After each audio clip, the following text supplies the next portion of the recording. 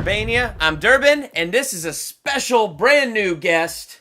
MMA Mexican. What a fascinating name. It is very fascinating. Where did you get that name? It kind of two names.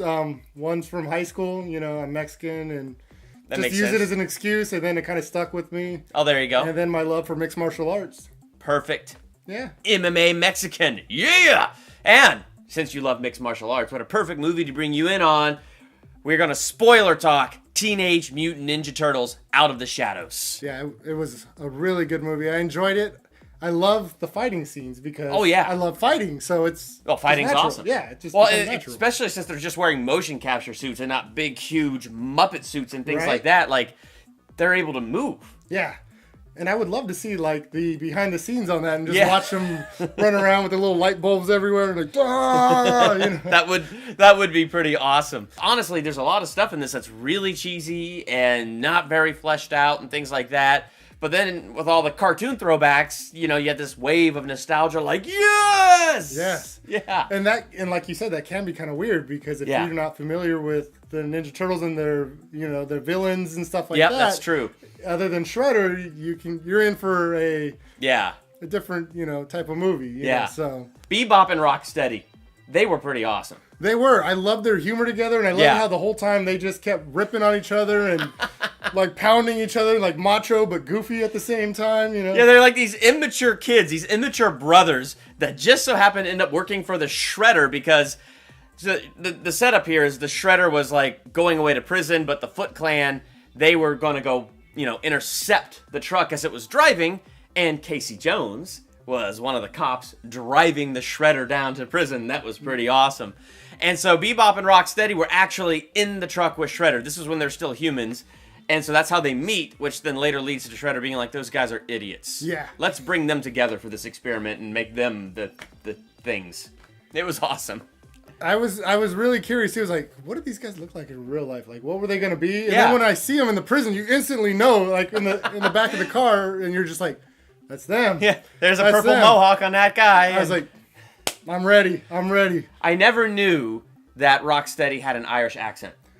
I wasn't sure on his accent either. I was thinking about that in the movie. I was like, I had to start to think back. I was like, oh gosh, I can't remember now. I don't remember if he did. Like, I was just trying so hard to remember their cartoon voices. I'm like, I can't remember an Irish accent. Yeah. But he didn't say he was Irish. He was Finnish. Finnish, because he finishes his fights. Right? Oh. Pun intended. Oh, it was great. Casey Jones. I have mixed feelings about Casey Jones. Yeah. He started out kind of weird. But it's hard because you get this Arrow impression of him. Well, You see Oliver Queen. At first when he came on the scene and you hear him talk and you see the way he is, really passive, and he's kind of like a punching bag, and I wasn't too happy with that, but I kept trying to remember he's not Oliver Queen. That's right. Not Oliver Queen. Later, after Shredder, is gone and escaped and all that, and they're interviewing Casey Jones, he has this weird happy-go-lucky, carefree, smiling the entire time he's talking about how he was defeated thing.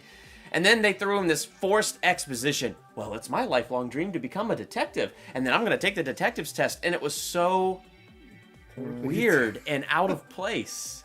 Yeah. And the story never circled back to that. Like, he never made detective by the end of the movie. They so never it's like, what? That. So you forced in that exposition, which he did with this weird sunshine, smiley, goofball attitude, and then you never went back to it? Yeah, you'd think there would be some closure there, Yeah. or even like hints at it.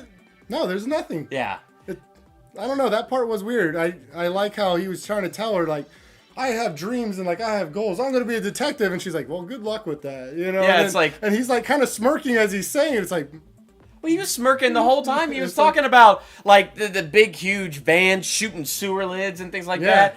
I mean, you would think, I don't know. I mean, I think Stephen Amell did what he was asked to do, and I think he did a great job. But I don't know. That whole beginning, I was not really buying into it. It's like, I don't know. But later, as the movie progressed, it's like, I don't know if I got used to it, or if he settled more into the character, or the character became more the tougher Casey Jones. But when it got later, I was like, oh, okay, I like this. Yeah. It just took some time. He definitely got brave towards the end. Like, you started seeing more of a Casey Jones in him, because the first appearance of him, in the old Ninja Turtles, remember, he beats up Raphael. Oh, yeah. And he's like, this is a cricket. And he's like, what? And then he like hits him with it and knocks him out, Yeah, that was awesome. So that one was tough. So this one, like, he's getting like courage almost, like, yeah. This was a true Casey Jones origin story. He was a cop. He was suspended because of the wild story he told of the van shooting out manhole covers. Yeah. And then he decides he's going to go find Bebop and Rocksteady on his own because he doesn't like the Shredder. For no personal reason, just because of the events of the last movie. And so he wants to go find Bebop and Rocksteady, and that's how he gets tied into this whole mess. Which, the first time he donned the Casey Jones mask, though, and he fought in that alley, that was pretty cool. That was pretty awesome. Like the fight choreography and everything. I like him when he blocks that ninja star and it hits him in the face and like in the mask, and he's like, "Where'd it go? Where'd it go?" And it's like sticking out. That was pretty funny. That was an instant classic right there. Yes. Yeah, it was funny though, like when the turtles showed up, and first he's like terrified of them, which, I mean, who wouldn't be terrified of 6 foot tall turtles? But then later when he's like in the sewer with them, I loved how they were messing with Casey Jones. And he's like, there is a giant rat. And they're like, oh yeah. He comes by a lot. What you want to do is get real low and charge him as fast as you can. I can't believe how easy it is to manipulate him to do stuff, Yeah. What about the Supreme Leader? Oh, Casey Jones finally sees the Ninja Turtles for the first time, and he's like, back up, I got you. And he's like, don't eat me. He's trying to protect April and keep her behind. And he's like, don't eat me. And then Michelangelo's like, I got this, bro. I got this. The Supreme Leader has sent us to eat you and dip you in ranch sauce. Which kind of made me hungry for, some wings. I was thinking about that. Like, that sounded not the people in the ranch sauce, but the idea of, like, chicken or something. Yeah. Oh, that did. But, like, that was one of the great things about this movie. Like, the Turtles getting somebody else in their group, so now there's somebody else that they can mess with. Like, that was awesome. Will Arnett. One of my favorite things in this about Will Arnett was how he took credit for defeating Shredder in the last movie. Of course, arrangement by the Turtles. The Turtles were behind that. But now he's like, his head is so big. He's all in. Oh, he's this huge star. He's blowing up bags of his air because people pay $200 a pop. He calls himself the Falcon for the Falcon's air. And, the Falcon's breath was like one of my favorite right there. It's like, he's literally selling his breath. For $200. And the crazy part is, there's people in real life that would do that for like a superhero. Oh, it's it. Like, oh, yeah. But... Yep, it is very true. But he was awesome. Like, he carried on the greatness he did from the first movie and carried it through in this movie. And he was the perfect comedic relief for a movie that pretty much was a comedy. Right? Yeah, and then I didn't like, what's his name from... Tyler Perry. Yeah. Yeah, who was Baxter. His role of Baxter wasn't very good, though. Yeah. He was trying to be goofy and creepy and weird. Yeah, I agree with that. There was a few moments where he had that weird... I think I agree with you on that. Like, I think they're trying to go for he's a nerd scientific guy, so he's like alone and very socially awkward and trying to get some Tyler Perry funny-isms in there. And...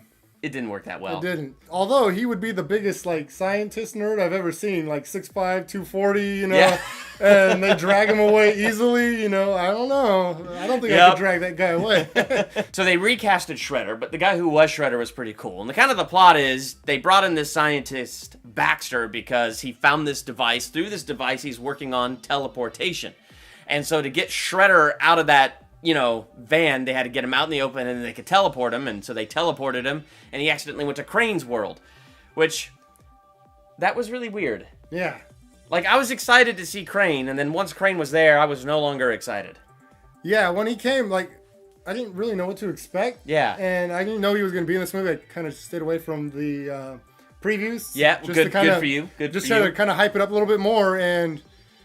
I just didn't care for him much. Yeah. I do like the reference that he looks like spit up bubble gum. Or chewed up bubble gum. Chewed up gum, yeah, that was great. Like Michelangelo sees him because it's chewed up gum or something like that. It was awesome. Yeah, and I didn't like his voice. His voice was pretty terrible. Yeah. Well, like, the first bad thing about Krang was he first appears, and Shredder comes into Dimension X. They didn't call it that in the movie, but he comes into Dimension X by accident as they're trying to teleport him away from the cops.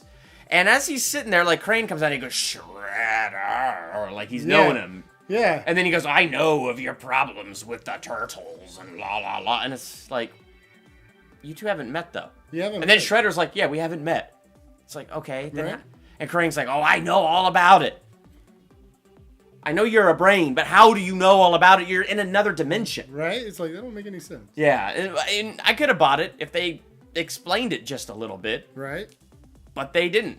And then Shredder was hook, line, and sinker in a second. Like, this scene was literally 1 minute long. And Crane's like, I want to come and take over the Earth and be an overlord, and I'll let you be a god right there with me. And Shredder's like, yeah, okay.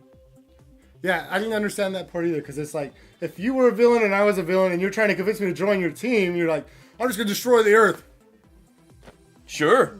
What the heck? Let's shake hands. Let's go ahead and destroy the Earth. Shredder agreed to that way too fast without thinking this thing through, and he's a masterful villain that we learned from the other movie. I feel like he would have thought this through. He did not. He did not. And then, of course, in the end, first off, the Turtles never fight Shredder in this movie. They never even, like, get within 10 feet of him. And then the Technodrome, which was cool. I was excited about that. Starts to come in piece by piece through the portal, because for some reason that's all they can do is bring in the Technodrome piece by piece. And then Shredder appears, teleports up to the Technodrome, and Crane's like, all right, no more you. And Shredder's like, what? That was it. What? You betray me? Duh, Shredder. It wasn't a hard negotiation. So then he freezes Shredder and throws him in the basement of the Technodrome.